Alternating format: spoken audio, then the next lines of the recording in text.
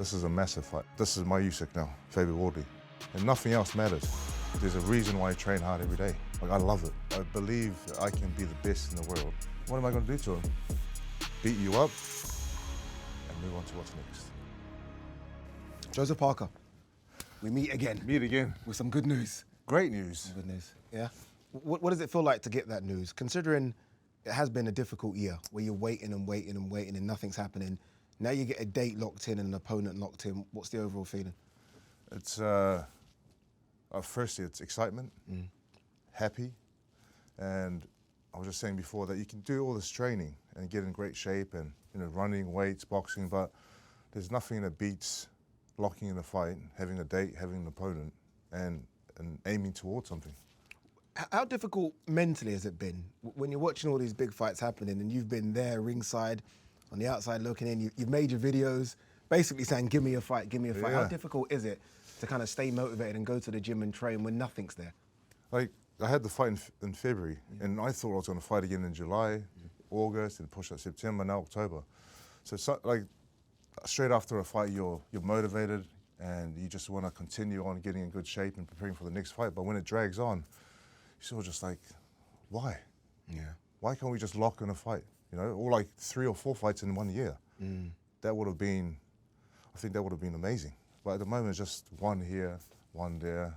You know, so you just got to take the opportunity when you get it. But this is a big one. That's a big one. It's the big one. It's O2 Arena. It's a place you fought before. It's, I guess, the fight before Alexander Usyk potentially. Yeah. I mean, that's what you want. This is one of the biggest fights. I guess the next fight's always the biggest fight, but this is a big, big fight. This is a massive fight. Like, he brings the WBA mandatory.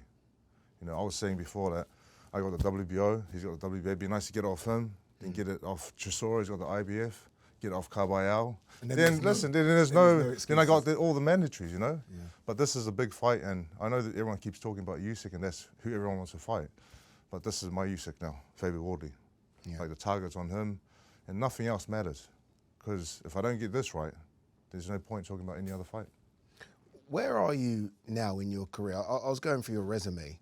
I've probably watched 90% of your fights, but I was going through your resume, and I think it's an incredible resume from way back nearly a decade ago against Carlos Takam, Andy Ruiz, right? You laugh, it's such a long time ago. Because that Carlos Takam fight, Carlos back then, tough fight. Listen, I remember that fight. He was a tough Yeah. opponent. I remember leaving the ring that night just swollen here, bruised here.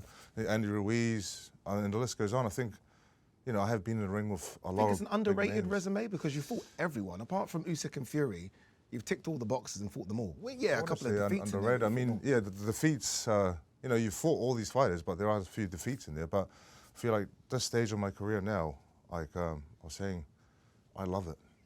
I love waking up every day and training. I love that I have this fight locked in. There's a reason why I train hard every day. And I love boxing. I got the passion back for it. I was going to ask you, what's your drive? Because you've been a world champion, right? You've had those big fights, big stages, stadium fights. The AJ one was in front of 80,000 people. What is the drive now? Is it to become another world champion or just to have big, big fights?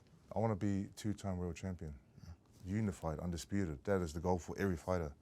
And before I was doing it for my dad, and then I took that box and became champion of the world, mostly for him. Now I'm doing it for me. Now I'm doing it for myself, my wife, and my kids.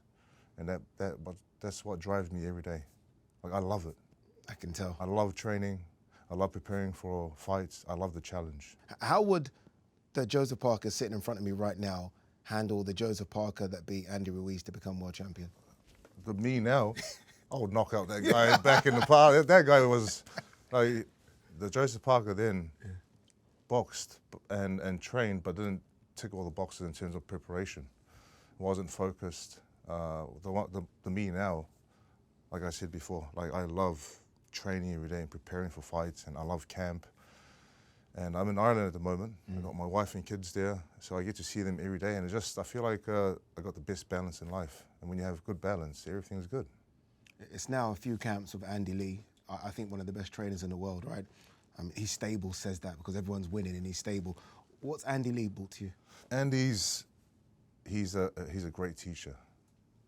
He's, you know, when your mind is so busy and you're thinking about doing this combination, doing that, he simplifies everything. And was quite hard when I first started with Andy to sort of go back to the basics and then build up from there, you know? Yeah. So you got Andy Lee, you got George Lockhart with the nutrition, strength conditioning, got myself putting in the work, and I think it's a fantastic team. And it's stable as well, you know, got Paddy Donovan, Hamza Shiraz, Good stable. you know, Ben Whitaker. So Andy, as a fighter, did tremendous in his career, but now as a trainer, he's just going up and up. You're almost like an adopted Brit. Everyone seems. I love it here. Yeah, I'm always here. We love you being here. We love you being here. But your most recent fights have been away from the UK. One of the last fights in the UK was against Joe Joyce. Yeah. It was a tough defeat, right? I mean, again, it was like two bricks going at each other. How have you been able to rebuild yourself mentally and physically since then? You know, taking a loss is never easy, but taking a loss like that was tough. But I've always had belief that I could be a very good fighter and could be champion again. And sometimes a loss is more of a lesson, and you make changes that you know, create a different pathway. You know, I've got George Lockhart now, still have Andy Lee, and it's made me a better fighter. Yeah. And I actually, I appreciate everything that I do now, and I love the position I'm in. Let's talk about your opponent, October 25th, Fabio Wardley. Yeah. Was you there for the Justice Hooley I fight? wasn't there, but I watched it. Did you watch it? And like, you know, he wasn't winning the fight. Yeah. He was so close to losing the fight, then he just pulled out of the hat, you know. One big punch just landed right on the spot. Are you surprised just how good he has gotten, considering no amateur background? You know the story everyone talks about, white-collar boxing. Are you surprised as to where he's got to? Not surprised, because he does show characteristics of being driven and being... A bit like you. Yeah. So he's driven, and he's been through, you know, he's had professional fights, and he's got good knockout ratio. You know, what, 20 of his fights, 18 knockouts. Yeah. So he does, like I was just talking before, that they say that he finds a way to win. But he has to really find it with me. I feel like with the experience that I carry and belief, determination, and I want to be two-time world champion, unified champion, so it's going to be a tough, tough fight for both of us. I guess this is probably a question after the fight, but going into it, do you think he's at your level? You know, he's done very well, but I do feel that with the experience I have and being in the sport of boxing a bit longer, that he's not really at that level, but time will tell, you know? That's what I think. Removing Alexander Usyk, right, because he is the undisputed champ, he is the king of the heavyweight division right now, I think that's fair to say. Do you think you're the next best? Yeah. Yeah. I do. I believe that I can be the best in the world, you know, and have those belts. Just give me the opportunity. And the opportunity is now. I have to get past Fabio Wardley in order to look at other fights. But this, for me now, is my championship of the world, because that's all that matters. Yeah, you lose this. And you lose this, how what's it the point? starts. Yeah, and then all of a Snakes sudden, and ladders, he you was go back never down that again. good anyways, and he can't be two-time world champion. But that's my goal and that's my dream. How difficult is it not to think about Usyk, even though you've got Fabio Wardley coming up? How difficult is it not to, in a way, overlook Fabio and think, I still want Usyk? Usyk's there. You know, he's spending time with his family, he's injured, he's recovering. He's always going to be there for whoever he picks to fight. But for now, like as a fighter, once you lock something in, that is your goal, and that is your, you know, that's your target. Yeah. I think you are now a complete heavyweight, right? I mean, the speed is still there, even though you're a lot bigger. Yeah, the speed is still, the power's there, the experience, the team. Have we seen the best Joseph Parker yet? No. Still to come. Still to come. Still, it's just when you find what works for you and you keep building away, like, I'm excited to see what I'm going to bring to the ring. You know, since the last fight, I've been building away back home in New Zealand with George Lockhart, and I have a lot to give. I still have a lot to give. How do you think it plays out October 25th? It's going to be drama.